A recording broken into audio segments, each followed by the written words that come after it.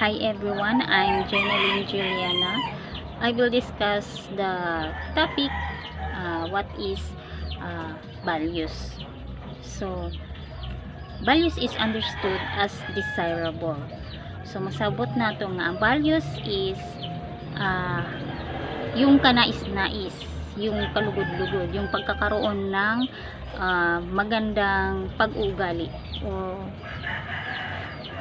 Then, there are different definitions given to the concept values. First is Mercado. Year 2089, he defines values as to what is thought to be good or desired. So, ang values daw ay tinuturo na maging mabuti or kasiya-siya. So, example ana is yung ang magulang sa kanyang mga anak na nagtuturo sila ng magandang pag-uugali sa kanilang mga anak. So, next is si Frank Lynch. Year 1964 to he defined values as the standard used in making decisions. So, according to Lynch, values is isa sa pamantayan or batayan na ginagamit sa paghimo ng isa ka decision. Then next is the National Historical Commission website describe values are something to be realized. So according to National Historical Commission website, they describe that the values is isa sa mahalagang bagay na dapat na maunawaan ng isa ka tao. Then the great Filipino anthropologist Felipe Landa Hocano posit that values are sources of reasons why we see and do things the way we do. Posit means in other term is presume or assure as a fact, no? Then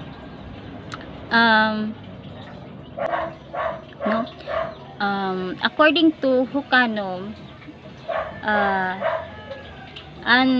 an ato kuno makita example ana is kanang when we grow up, kung ano'y ato makita gani sa ato palibot, especially sa mga kung sino'y na nag-alaga sa ato or sino'y jaon sa ato suod kibali, kung uno'y ilaha manner, di ba masudod nato kung an ilang mga kinaiya makalaong tanga sakto an ila taghimo. So amo ato ang nakikita na amo ato na gagaya natin na haod nato na kinaiya kay cause nga nakalongta na insakto ato amo adto. Then according to Hocano, he proposed the translations for value as pamantayan that serve as the society's code of meaning, as internal rules, as directive force, and as a system of relationships. However, kita nga mga Pilipino is joy ato value system that our desirability is culturally defined. So diyon sa ato kultura na dapat ang ato values is kaaya-aya, kalugod-lugod, kanang katangi-tangi yung naayon sa kung ano ang dapat. So that's for all for my part. Thank you. Good day everyone, my name is Angie Z. Hungriso, and now let's continue our discussion, which is the values research. Okay, so research on the Filipino values flourished in the 1960s with the Institute of the Philippine Culture of Ateneo de Manila University on the forefront. So meaning to say, the research on the Filipino values gained the momentum in 1960s, led by the Institute of Philippine Culture at Ateneo de Manila University. So, there are two notable researchers rather, which is Jaime Bulatao and Frank Lench. Okay, so Institute of Philippine Culture is a social science research organization of the School of Social Sciences of the Loyola Schools Ateneo de Manila University. Founded in 1960, the IPC seeks a better understanding of culture and society in the Philippines and other Asian countries. An improved quality of life for disadvantaged groups, and a more peaceful, just, and equitable national and global society. So basically, the Institute of Philippine Culture, founded in 1960, aims to understand the social and the culture of the Philippines and other Asian countries. It also promotes a better quality of life and a more peaceful society. Okay, so Frank Lynch study identified four prevalent Filipino values, and these are the pakikisama, or getting along together, and the second one is the amor proprio, or self-esteem. Okay, so the third one is the hiya, or shame, shy, and timid. And the fourth one is the utang na loob, or debt of gratitude. Okay, so these are four Filipino values that identified by Frank Lynch, and that will be discussed by our members. Okay, that would be my part. Thank you. Good day everyone, this is Chris Ann Igulandrina, and this is the continuation of reporting. So, pakikisama. Pakikisama is a Filipino value that means getting along with others by keeping relationships smooth and peaceful. It encourages people to cooperate and go with the flow, or sumabay sa agos, even if they have to set aside their personal opinions or beliefs. This is done to maintain unity and gain social acceptance, which is very important in Filipino culture. It also shows in the way Filipino talks. They often soften their words or use euphemisms to avoid hurting others' feelings or causing arguments. Hello, sir. My name is Queenie Valendes, and this is the continuation of the report. So, think about how awkward it can be to directly confront someone, especially about something sensitive. So, here in the Philippines, they have a beautiful way of handling this. A kind of unspoken agreement to use a go-between. It's like having a friendly intermediary smooth things over, preventing any embarrassment, face-to-face confrontations.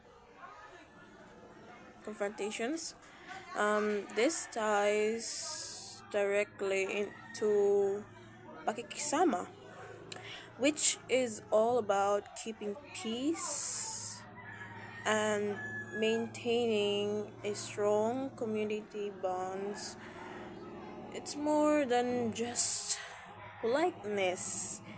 It's a deep-seated culture value. Imagine asking a friend, oh no, imagine asking a close friend to speak to your boss or your teachers, to speak to your teachers for you, or feeling compelled to help a friend even if it's inconvenient. That's that's pakikisama in action. It's about prioritizing harmony and supporting each other. Even it's even if even if it means putting your own needs aside sometimes. So so both the idea of go between and pakikisama shows just how important strong relationship and social harmony are in the Philippines culture.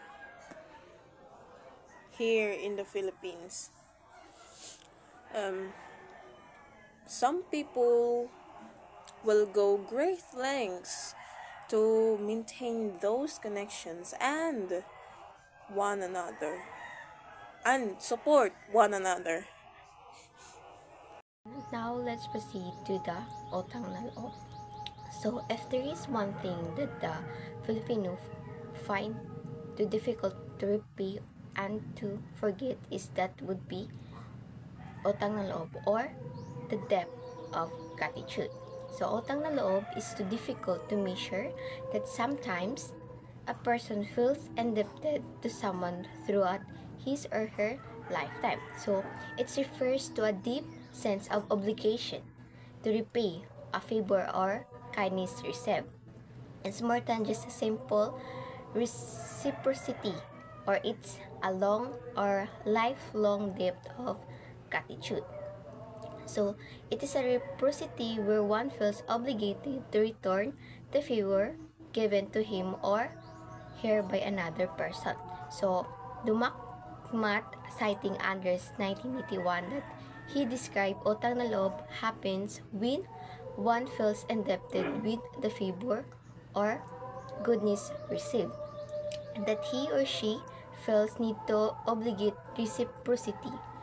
People who do not want to be caught in the wave is refuse to accept the voluntary help from others para dili sila makuha ng utang na loob. So, reflect on how a friend or a classmate of yours extended a big help that saved you from a particular distress. In an instant that he would need your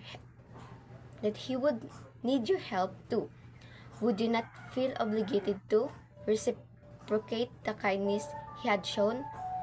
And that is utang na loob. And that's my part. Good day everyone.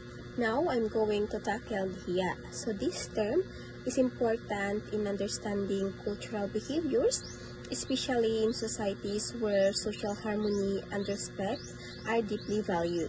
So according to Lynch, 1964, hiya is the sensitivity to personal affront, sensitivity to interpersonal discourtesy or insult, and the conformity with all aspects of the social code. So according to them, it is the sensitivity to personal affront. So this means na an tao kuno na dyaoy kasipog can easily feel ashamed if someone na dyaoy mahilaong or does something na disrespectful to them. Like for example, sa magka-grupo bali, sa grupo like Joy bali isa or kintay si Leo, like for example si Leo which is naghatag ng adiya. And then isa ka member nulaong na dili tong pwede, nang dili jom pwede. And then si si Leo, naka-feel si Janan kasipog. At the same time, nasakitan siya. So, sugod jad to, kay tungod naka-feel siya ng kasipog, sugod jad to, di na siya mo sulti. Di na siya mo hatagnan idea tungod kay nasipog na siya. Nasipog na siya na basin kung mo otro siya pagsulti, which is malang-an sad siya na di siya pwede, even though dili gusto na maging rude na atong taglaong. So, amor sa dyan sa klase na wherein dili ta mutubag kay masipog ta na basin wrong. Tapos at the end, magmahay-mahay ta kung sakto ba dyan na to answer. So, and also, according to the langsad si Jana, sensitivity to interpersonal discourtesy or insult. So, if someone is even a little rude, they feel insulted. Anjay balitaw na kasipog, they feel insulted or uncomfortable. Like, for example, naglabay ka mo ng teacher. Pagkatapos, no good morning ka. And then, why response? So, ikaw, makafeel ka nan kasipog. Or bagan, makapangutan na ka, di ba dyan ako nahimo na mali? May nasulti, may nahimo ba ako na mali? Kay diskay, gira ka man tango si ma'am, waya gajod.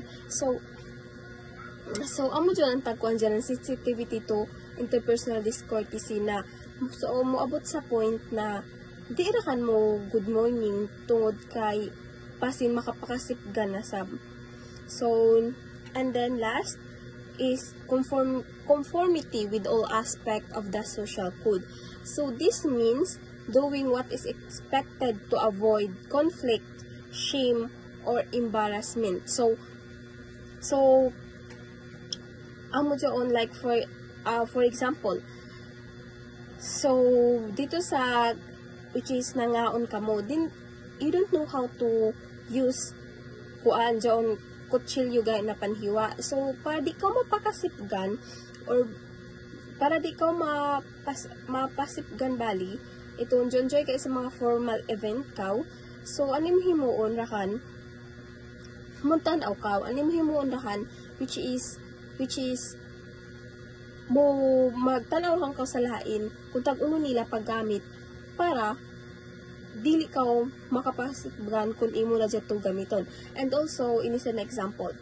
And also, John sad gani, mukha to ka sa imo friends, tapos nanhagad ang ginikanan, which is, biskay busog na ka, tapos paghagad nila, mo ibandakan ka, or mo kaundakan ka utro, tungod kay, may respect ka, tag-respeto mo rakan ang ila kuan kay tungod mo lang na, di ba siya balwang, masipog sa ikaw ka, undakan bahala ka, may respeto rabali. So, that's it.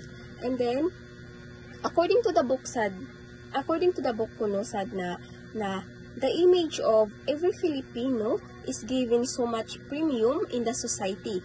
Thus, he or she will try to avoid anything that may cause shame. It is not uncommon to hear someone claim, nakakahiya or nahihiya ako. So, sa Filipino, di ba, kuan na dyan sa ato dyan, kasipog di ako. Di ba, mag-una ang kasipog na to. O sa bitaw ang iban, mas gusto rahan bitaw na mo avoid kaysa ipakita akin tahay dyan, kita dyan, magkuha. Isa na dyan sa mga misintrams na biskay kanaan or deserving nila na maka-intra, which is di sila ma-intra, tungod kay nasipog sila, tungod kay nag-una ang ila ka sipog. So, ang mga tao, which is, i-avoid nila ang mga butang na maka-embarrass or makahatag ng shame sa mga tao. Na which is, himuon nila ang tanan, simisay gusto na mapakasipgan, di ba? So, himuon nila ang tanan para di sila mapahiya or mapakasipgan. Also, Andres 1981 cited in Dumakmal further stated that Hiya is a strong cultural force to achieve social acceptance that endangers behaviors toward smooth interpersonal relationship. So Hiya is a positive factors for the Filipino to gain acceptance and respect necessary to overcome shortcomings. So, according to Andres Kuno, Hiya is a strong cultural force. meaning it has a big influence on how Filipinos behave.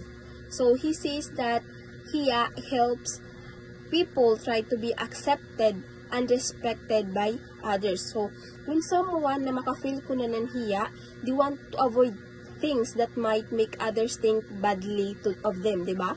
So because of that, people behave in a way that keeps peace and good relationship with others. So this is what Andres calls ang mataglaong na smooth interpersonal relationship. So meaning, treating others kindly, respectfully, and properly. He also says that hiya is a positive thing.